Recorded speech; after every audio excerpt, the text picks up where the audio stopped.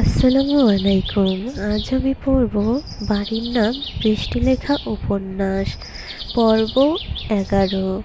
লেখনীতে সাবিকুন নাহার নিপা, পাঠে আমি মার্জিয়া। বৃষ্টি ফোন কানে নিয়েই দাঁড়িয়ে রইল। ওপাশে আবিরও কোনো কথা বলছে না। পলিন বলল, বুবু বিল বাড়ছে তো। বৃষ্টি গলার স্বর স্বাভাবিক করে বলল, তুমি বাড়ি আসবে কবে? আবির যন্ত্রের ন্যায় জবাব দিল, এক্ষুনি। বৃষ্টি কঠিন গলায় বলল, যে ঝামেলা পাকিয়েছ সেটা এসে নিজে সামাল দাও। আচ্ছা। বৃষ্টি ফোন রেখে দিল। আবির এখনও ফোনটা কানে ধরে বসে আছে। নিজের ভেজা গালে হাত দিয়ে অবাক হলো। কখন যে চোখ দিয়ে পানি ঝরল টেরই পেল না। আজকের দিনটায় ওর জীবনে এরকম কিছু ঘটবে সেটা তো কল্পনায়ও ভাবতে পারেনি। আবির ফোন রেখে হাত বাড়িয়ে পানির জগটা নিল। হাত কাঁপছে। আনন্দ নাকি উত্তেজনায় সেটা বুঝতে পারছে না। অল্প পানি খেয়ে গলা ভিজিয়ে নিল। ভাগ্যিস রুমমেটরা কেউ নেই, তাহলে লজ্জায় পড়ে যেত। আবিরের ধাতস্থ হতে অনেক সময় লাগলো। ওর জীবনে এমন অনেক কিছুই ঘটেছে যেগুলো ঘটার কথা না। সব কিছু ভালোই ভালোই হয়ে যাক, তবেই নিশ্চিন্ত। পলিন রিকশায় উঠে বৃষ্টির দিকে তাকালো। বৃষ্টির মুখটা থমথমে, মনে হয় রেগে আছে। পলিন আর ঘাটালো না, কিন্তু ওর যে কথা না বলতে পারলে ভালো লাগে না, তাই বলল, বুবু এখন কি করবে? কিসের কি করব? টুকু ভাই, ওই বেটা নিজে সামলাক। যাকে সঙ্গে নিয়ে বিয়ে করেছে সে এসে সামলাক, আমি কিছু জানি না। পলিন নিঃশব্দে হাসল। বৃষ্টি বলল, হাসছিস কেন? আবির ভাই সারা জীবন টুকু ভাইয়ের কাছে কৃতজ্ঞ থাকবে। টুকু ভাইয়ের কারণে আজ তুমি তার সঙ্গে কথা বললে। আমার তো মনে হয় আবির ভাই টাকা পয়সা জমিয়ে টুকু ভাইকে তাজমহল টাইপ কিছু বানিয়ে দিবে, নাম দিবে টুকু মহল। পলিন ভেবেছিল বৃষ্টি খুব বকা দিবে, কিন্তু সেটা না করে ও হেসে ফেলল। পলিনও হাসল। মনে মনে আবিরের কথা ভাবল, ওই বেচারা বেঁচে আছে কিনা কে জানে। খুশিতে মরেও তো যেতে পারে। ওরা স্বাভাবিকভাবেই বাড়িতে ঢুকলো। বৃষ্টি পলিনকে বলল, এক্ষুনি কিছু বলিস না কেমন, আর একটু ভেবে বলা যাবে। পলিন মেনে নিল। টুকুকেও আপাতত চুপ থাকতে বলা হয়েছে। টুকু অবশ্য মানতে বাধ্য হয়েছে, তবে তার মুখ দেখে বোঝা গেছে যে চুপ করে থাকতে খুব কষ্ট হবে। পলিন টুকুর সঙ্গে আবারও কথা বলল। টুকু বেশিক্ষণ চুপ থাকতে পারেনি। পলিন খুঁচিয়ে খুঁচিয়ে সব কথা পেট থেকে বের করেছে।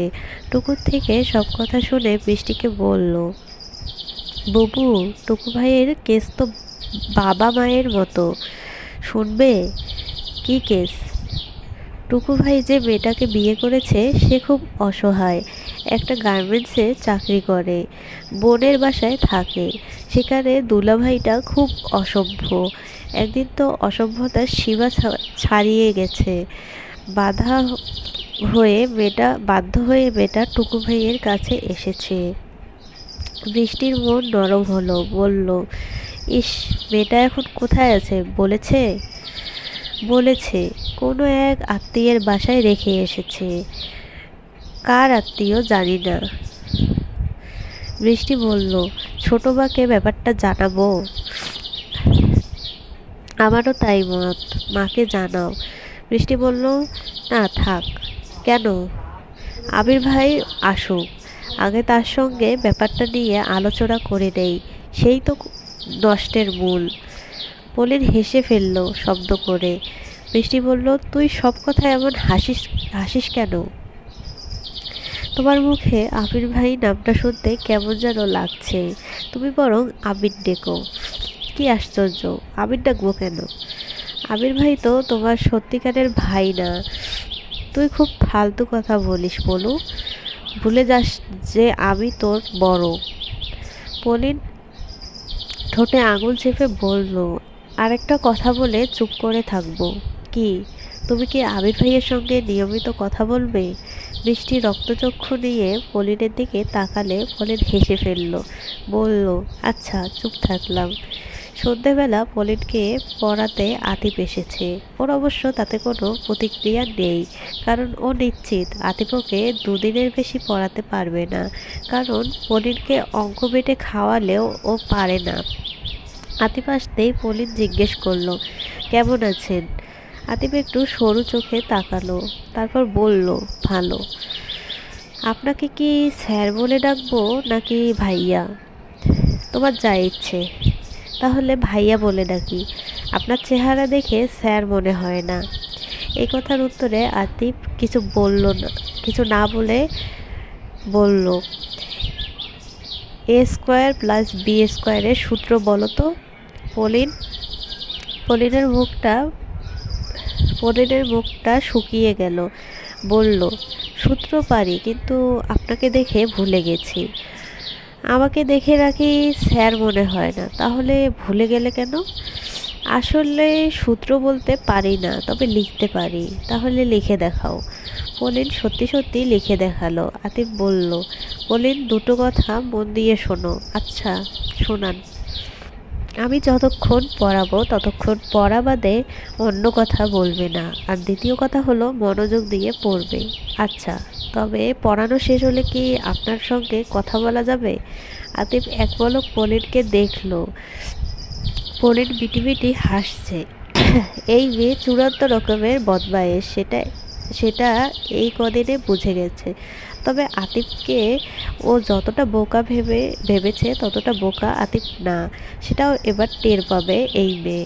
আতিফ সিদ্ধান্ত নিয়েছে যে পড়াশোনার বাইরে ওর সঙ্গে একটা কথাও বলবে না। তাছাড়া ওর মা কত আশা করে পড়াতে দিয়েছে, সেটারও মান রাখা উচিত। প্রথম দিন পড়ানোতে ঝামেলা হলো না।